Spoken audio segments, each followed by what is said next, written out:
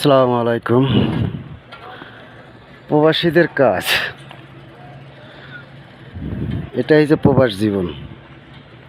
রাস্তায় হোক আর বিল্ডিংয়ে হোক আর বিল্ডিংয়ের ওপরে হোক, এভাবেই দিন দুপুর কাজ করতে হয় রোদের ওপরে।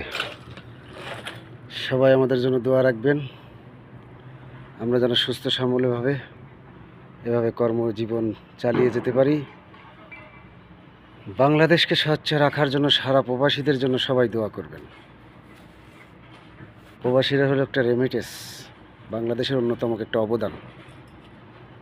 তাই সবার কাছে আমরা দোয়া কামনা চাইছি, যে যে কাজ করুক, রাস্তার কাজ করুক, বিল্ডিংয়ের কাজ করুক, অথচ অন্য কাজ করুক, সবার কাছে এই কামনাই করি সবাই দোয়া করবেন,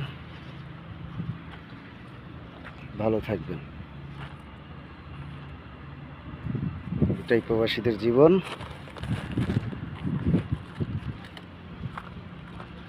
আল্লাহ তাআলা তুমি সবাইকে সুস্থ রেখো।